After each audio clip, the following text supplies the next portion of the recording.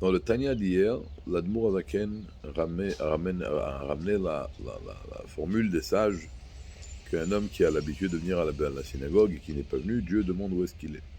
Alors exactement, il ramène ça, il fait une parallèle, que quelqu'un qui a l'habitude tous les ans de donner la zdaka, parce que l'Admour Azaken ramassait la zdaka pour ceux qui étaient assis, ceux qui sont installés dans la terre d'Israël.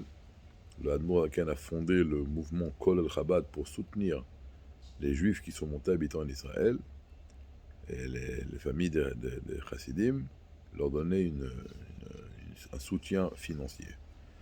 Et l'Admour Aken dit que celui qui avait l'habitude de donner une telle et telle somme tous les ans, ce n'est pas une chose positive qui va commencer à diminuer de ce don qu'il faisait, mais il doit continuer à donner cette somme. L'Admour Aken fait encore une fois de plus référence à ce qu'il a dit quelques paragraphes précédents, où même si on veut donner une somme par exemple de 1000, c'est mieux de la donner en 10 fois ou en 20 fois, sur le moment quoi, que la donner en une fois. Pourquoi? Parce que chaque fois qu'on donne la tzaka, on veut donner 500 shekels, je vais donner 5 billets de 100 ou 20 billets de 50. Chaque fois que je vais mettre un billet dans la boîte de tzaka, ça va raffiner davantage mon âme. Après, il dit qu'il y a aussi une autre importance. Quelle va être la somme que je vais donner? Et plus la somme sera grande, et plus à ce moment-là, ce sera fructifiant dans ce qu'on va, dans la réflexion, la- la- le dévoilement de Dieu qu'il va avoir grâce à cette zaka. Maintenant, le dévoilement qu'il va avoir grâce à cette zaka, c'est tout simplement la bonté de Dieu qui va se dévoiler dans le monde. Une petite parenthèse, une fois, le rabbi a dit que le zaka, ça veut dire la justice. Parce qu'en réalité, lorsqu'on donne la zaka à un juif, on ne fait pas une montée. Cet argent, il a été mis en gage chez nous pour qu'après, on le donne à autrui. Donc lorsque je donne la zaka à un juif, cet argent ne m'appartient pas. Cet argent lui appartient. Dieu l'a mis en gage chez moi pour qu'après je lui donne.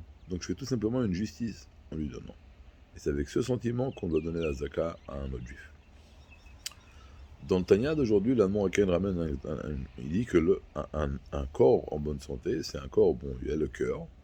Le cœur projette le sang qui va aller dans les veines, qui va tourner dans tout le corps, dans tous les membres. Il va revenir au cœur, et puis ça va continuer comme ça. Et comme ça, bon, Hachem, on vit en bonne santé. Mais dans ce cas, Dieu ne plaise, s'il y a une artère bouchée ou un truc comme ça, alors ça peut être très très grave. Il peut avoir un crise cardiaque, ou ce cas Dieu ne plaise, un AVC, ce cas Dieu ne plaise. L'Admo Aken dit que dans la métaphore, le cœur met en relief la shrina, la présence divine, et les membres, ce sont tout simplement nous, les juifs, les Hamot Israël. Lorsqu'il y a deux membres, il n'y a pas d'union entre deux juifs, ça ressemblerait comme à une artère qui s'est bouchée dans un membre. Et donc la shrina vient pour passer, elle est bloquée. Et donc la shrina ne peut plus résider en nous. Et c'est pour ça que la destruction du temple et le fait que la présence divine s'est retirée du peuple juif, c'est venu à cause, malheureusement, de la haine gratuite.